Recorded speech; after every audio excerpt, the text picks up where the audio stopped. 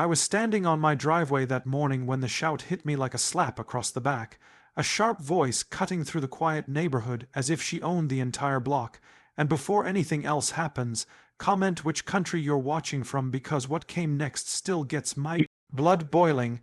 I turned to see Karen storming toward my property, clipboard in one hand, her neon vest reflecting the sunlight like she'd been waiting for this moment her whole life.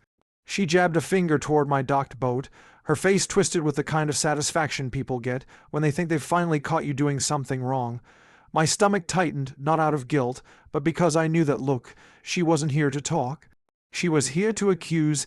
The whole street felt suddenly smaller, quieter, like everyone was watching from behind blinds as she marched up like a commander, and she opened her mouth with that tone, the one every HOA horror story starts with. Your boat, she announced loudly, has been officially marked as abandoned. Her voice carried across the cul-de-sac, sharp enough to cut glass, and for a moment I just stared at her trying to process what she'd said, because the boat hadn't moved from my designated space for a reason. She lifted her clipboard dramatically, as if she were delivering a verdict from some self-appointed court. I could hear a couple of neighbors stepping out quietly, sensing the tension rising like heat off pavement. My heartbeat kicked up, and I felt a prickle at the back of my neck as I approached the fence between us. "Excuse me?" I asked, my voice steady but already tightening. She smirked, a slow, condescending smirk that told me she thought she had the upper hand. I hated that smirk instantly. She clicked her pen loudly. "The HOA board received complaints, lots of them, and since you refuse to comply with community guidelines, I've already submitted a removal order." The arrogance dripping from her voice made my jaw clench, and I inhaled slowly, reminding myself that exploding at her would only feed her narrative. I knew damn well no one had complained. She was the complaint factory all by herself. A couple across the street paused mid-morning jog, exchanging looks. The air was thick with that classic HOA tension you can practically taste when someone tries flexing authority they don't actually have. I stepped closer, lowering my voice so only she could hear. "Karen, did you even check the registration?" Her eyes flickered just for a second. She hadn't checked anything. She wanted the fight, her chin lifted. "It's old, rusting, unattended, and ice-sore vessels don't belong in premium neighborhoods like ours."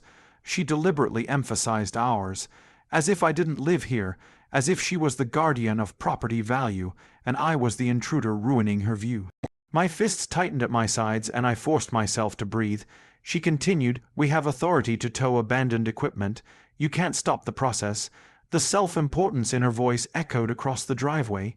A few neighbors whispered among themselves, sensing something off but unsure whose side to take. I could almost hear the tension buzzing like a live wire. She thought she had one. She thought she understood everything she saw. She had no idea how wrong she was. I walked past her toward the boat, my boots crunching across the gravel, and I could feel her eyes burning holes in the back of my head, as if she expected me to break down or beg her for mercy. The breeze coming off the lake carried the faint smell of gasoline and salt, clinging to the hull of the vessel the same way memories cling to you long after they're supposed to fade. I ran my fingers along the metal surface, tracing familiar lines and feeling years of experience under my touch, while she tapped her foot impatiently behind me. Neighbors leaned in closer now, pretending to mind their business but clearly invested in the unfolding drama. I could hear my heartbeat slowing, shifting from frustration to something colder, certainty.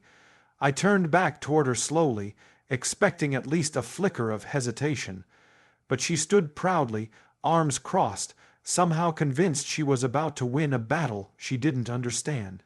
"You have exactly 48 hours before we tow it," she said, raising her clipboard like a weapon.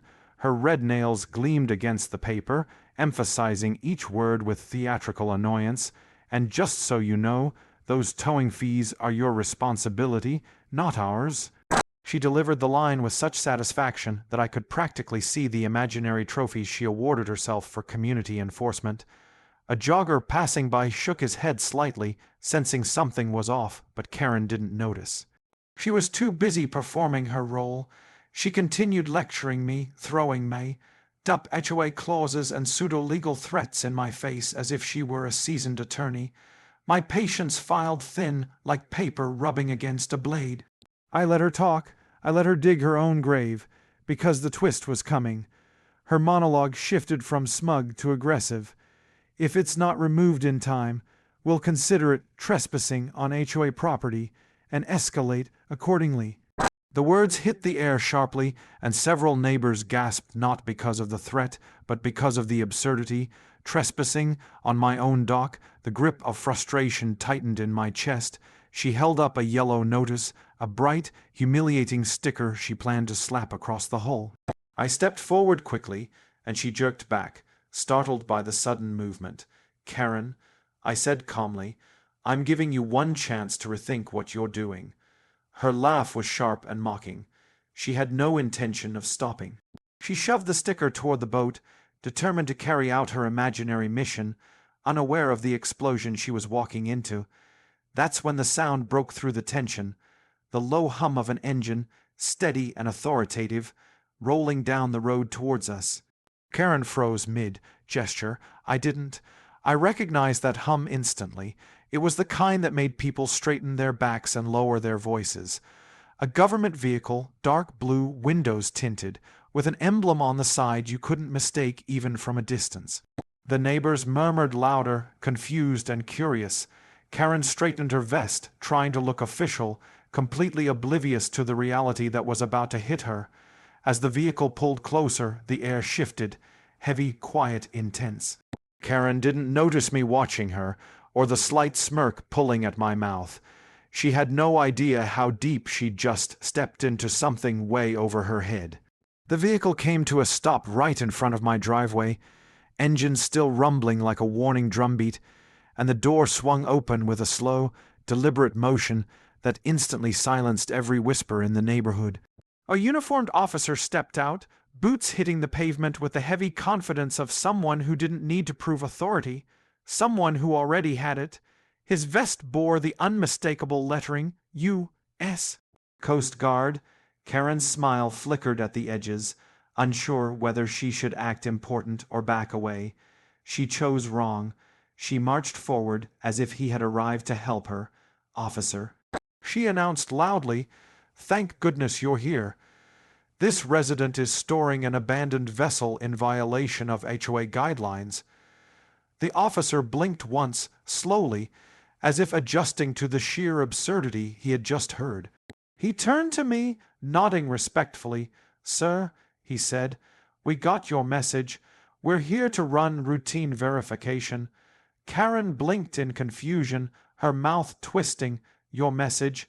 She repeated sharply, as if the words were an insult. I didn't even look at her. I gestured toward the boat, keeping my voice steady. "Everything's in place. They'll need to check the serial and documentation." Karen stepped between us, flustered, her hands fluttering like nervous birds. No, he's mistaken," she insisted. "This boat violates our community rules. It's not registered. It's not authorized. It needs to be removed immediately." She tossed her clipboard forward like evidence. The officer didn't touch it.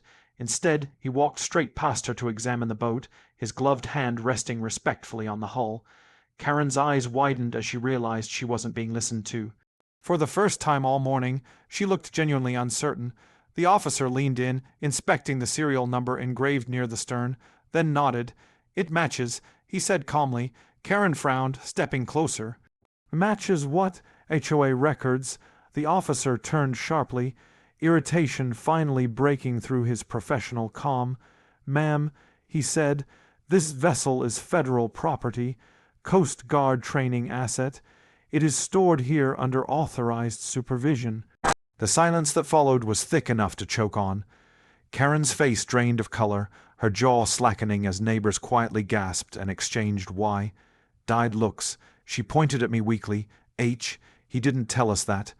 The officer blinked again. "He doesn't have to. You don't have jurisdiction over federal property, and attempting to tow, confiscate, or interfere with it is a criminal offense." Karen stumbled back as if the words had physically pushed her. Her voice cracked. I was just enforcing community rules. The officer stepped closer, towering over her.